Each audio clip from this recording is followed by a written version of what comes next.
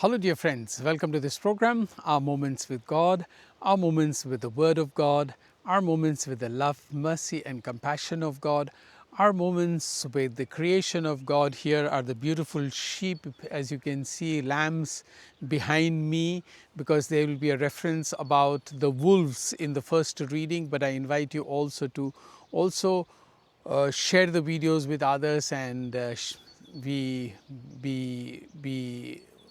helpful in spreading the word of God. And I also want to tell you and thank you that I have already reached the 10,000 mark on Sunday. Because I had made videos in advance, I could not share that with you. So thank you very much for all those of you who have subscribed, who watch the videos regularly, at least the reels regularly. Thank you very much. Please spread it more so that more people listen to it. Thank you very much.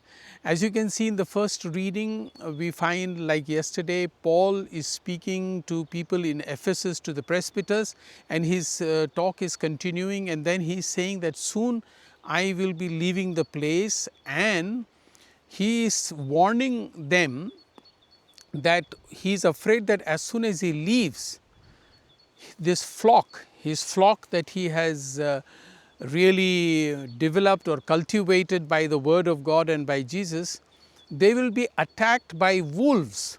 Actually, you see this thing here, there is a fence here which is electrified so that the wolf cannot come. Otherwise, the wolves can come, and these poor lambs who are here, they will be completely scattered. Some will be attacked and maybe killed, but others will run away. These are only about 5, 6 lambs here, but sometimes there are hundreds of lambs, and if a wolf comes, they all get scattered. And what Paul is warning, that they will be coming, they will be distorting the truth that Paul has taught them, and will be starting their own people, taking people away from them, stealing as it were, he says. So actually I noticed that quite exactly what Paul is explaining is happening to a lot of people in the church, and particularly it is well known fact that there is a lot of sheep stealing. Now this can be stolen from here and taken to another place. They may not be killed immediately, but they will be taken to another place, like sheep stealing, particularly from the Catholic Church, by these new pastors that come up all of a sudden. They find some interpretation of the readings. I have mentioned this earlier in my programs, but today particularly when St. Paul is warning the people from the Acts of the Apostles that when I leave, so if there is a person of authority who teaches, if that person leaves or is busy, then some wolves come with their own interpretation, distorting the truth and take away the sheep, many of the, unfortunately also Catholics, I say. And you know, just for those of you who are listening, or even if you are not Catholics, you know, if you are not well versed in your own catechism, if you do not know your own sacraments and your own faith properly, remember the Catholic Church has a tradition of 2000 years. 2000 years things have developed.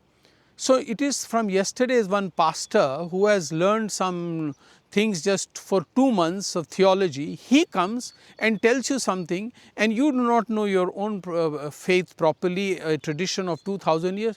Then you go to him because he is giving you some kind of promises, or you simply like his sermon or his preaching, and you are scattered from the main flock, which is what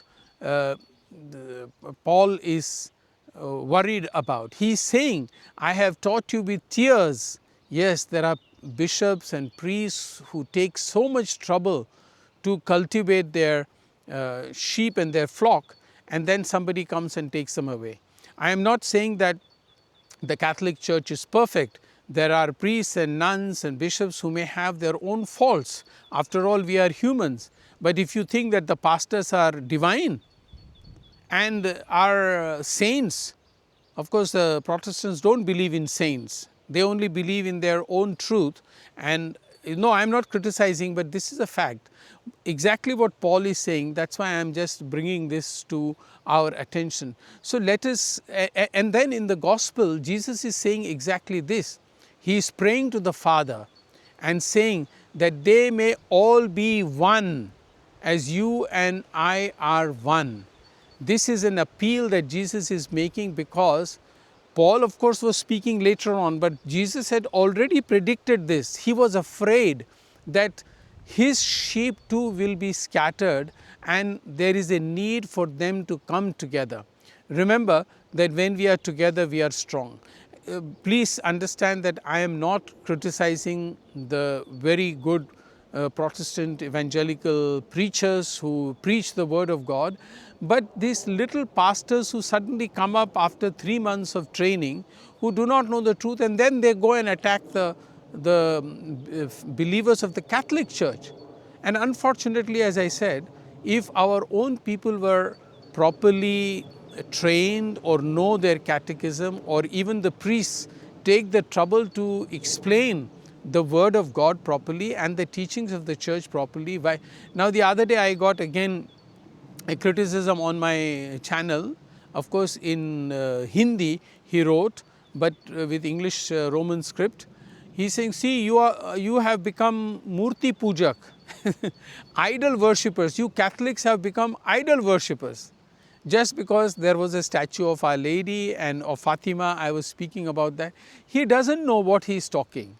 And some Catholics who do not know the history of what happened at Fatima and what are the promises, what is Mother Mary saying, calling for conversion, calling for peace, are these bad things that the church is teaching?